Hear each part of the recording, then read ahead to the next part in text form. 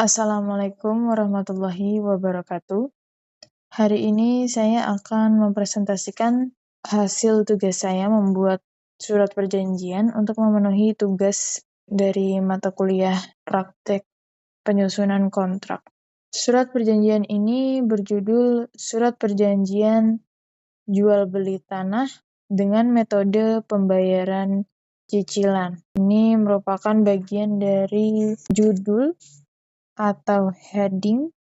Kemudian di bawahnya terdapat bagian pembukaan atau opening dari sini sampai sini. Perjanjian jual beli ini dibuat dan ditandatangani pada hari ini, Sabtu tanggal 18 Mei 2024 dalam kurung 18 Mei 2024 di Jalan Kebon Agung, Cebongan, Cabaan, Kelurahan Sumberadi, Kecamatan Melati, Kabupaten Sleman, Daerah Istimewa Yogyakarta, oleh dan antara. Lalu kemudian di bawahnya terdapat komparisi sebagai pihak-pihak di dalam surat perjanjian. Yang pertama ada pihak pertama atau penjual.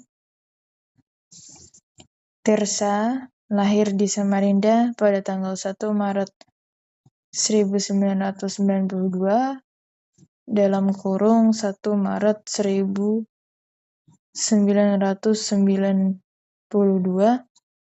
berusia 33 tahun dalam kurung 33 tahun, swasta, bertempat tinggal di Bedingin, Kelurahan Sumberadi, Kecamatan Melati, Kabupaten Sleman, Daerah Istimewa Yogyakarta.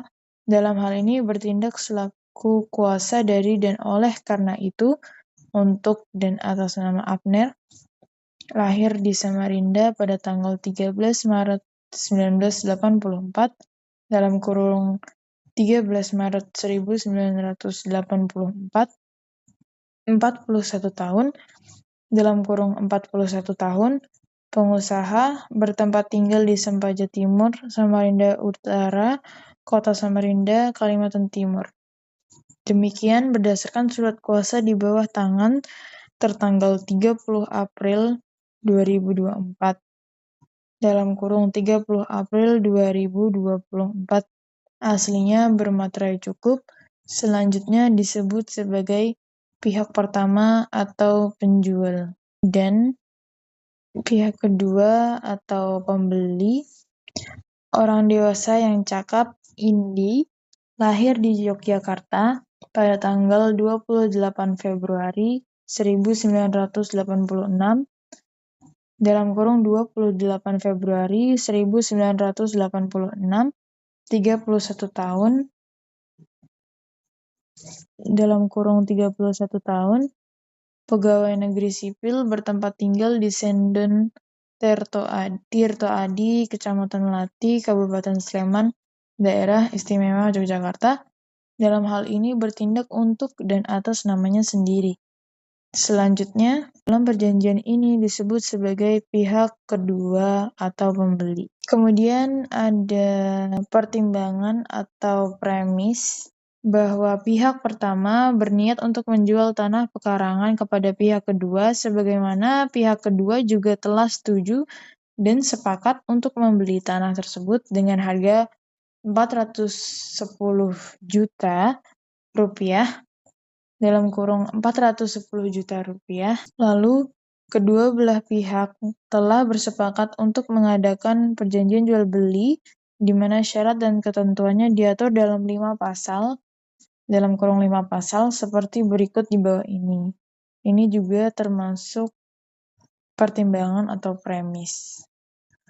Lalu kemudian masuk ke dalam isi atau klausulnya. Ada pasal 1 mengenai masa berlakunya perjanjian. Pasal 1 masa berlakunya perjanjian. Isinya angka 1 adalah perjanjian ini tidak akan berakhir karena salah satu pihak meninggal dunia, melainkan akan tetap bersifat turun-temurun dan harus dipatuhi oleh para ahli waris atau penerima hak masing-masing pihak. Kemudian yang kedua, ada segala hak yang telah dipindahkan dalam perjanjian ini tidak dapat ditarik kembali dan merupakan bagian yang tidak terpisahkan dari perjanjian ini. Kemudian di pasal 2 membahas harga dari objek yang dijual belikan, karena ini perjanjian jual beli. Jual beli tanah pekarangan tersebut di atas dilakukan dan diterima dengan harga 410 juta. Kemudian di pasal 3 diatur tentang cara pembayarannya. Pasal 3 angka 1, untuk pembayaran tanah pekarangan tersebut, pihak kedua menetapkan cara pembayaran dengan syarat dan ketentuan yang juga telah disepakati pihak pertama, yaitu dengan cara kredit atau mencicil. Kemudian yang kedua, pasal 3 ayat 2, besarnya uang cicilan untuk selama waktu sebagaimana tercantum dalam angka 1 tersebut di atas adalah sebagai berikut.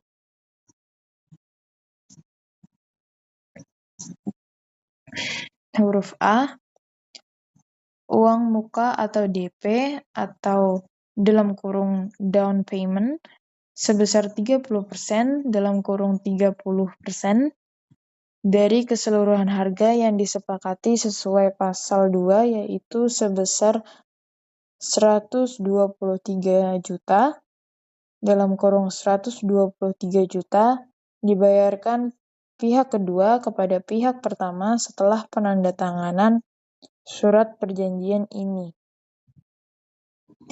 Kemudian di huruf B, cicilan pertama sebesar 102 juta 500.000 dibayarkan pihak kedua kepada pihak pertama pada tanggal 18 Agustus 2024 dalam kurung 18 Agustus 2024. Kemudian di huruf C, cicilan kedua sebesar 102 juta 500.000 dibayarkan pihak kedua kepada pihak pertama pada tanggal 18 November 2024 dalam kurung 18 November 2024. Kemudian di huruf D ada cicilan ketiga sebesar 82 juta dibayarkan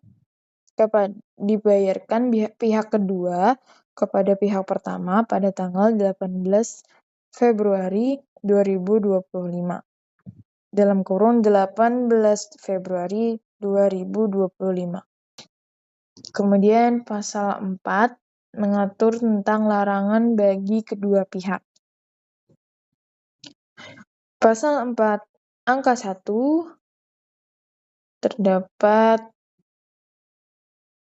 larangan selama proses pembayaran belum lunas, maka pihak pertama dilarang atau tidak dibenarkan untuk mengalihkan tanah pekarangan tersebut kepada pihak ketiga dengan mengemukakan dalih atau alasan apapun. Kemudian pasal 4 angka 2 mengatur larangan tentang selama proses pembayaran belum lunas, maka pihak kedua dilarang atau tidak dibenarkan untuk huruf A, menjual baik keseluruhan atau sebagian tanah pekarangan tersebut kepada pihak ketiga. Huruf B, menjaminkan baik keseluruhan atau sebagian tanah pekarangan tersebut kepada pihak ketiga. Huruf C, mengalih-namakan hak tanah pekarangan tersebut. Kemudian yang terakhir, pasal 5 yang mengatur tentang penyelesaian perkara terkait dengan choice of law, yaitu pengadilan mana yang akan dipilih untuk menyelesaikan misalnya terjadi perselisihan. Apabila terjadi perselisihan dan tidak bisa diselesaikan secara musyawarah, kedua belah pihak bersepakat untuk menyelesaikannya secara hukum dan kedua belah pihak telah sepakat untuk memilih menyelesaikan perkara di Pengadilan Negeri Sleman. Ini merupakan klausulanya dari pasal 1 sampai pasal 5. Kemudian ini yang terakhir ada bagian penutupnya, biasanya diisi oleh tanda tangan pihak-pihak yang ada di dalam perjanjian seperti di surat perjanjian ini ada pihak pertamanya itu Tirsa. Kenapa saya tulis Tirsa bukan Abner? Karena di surat kuasanya dia memang mewakili segala bentuk pengurusan tentang jual beli ini. Kemudian pihak kedua adalah pembelinya si Indi. Terus yang saksi-saksi ini Yusuf dan Safwan. Baik, terima kasih atas perhatiannya. Wassalamualaikum warahmatullahi wabarakatuh.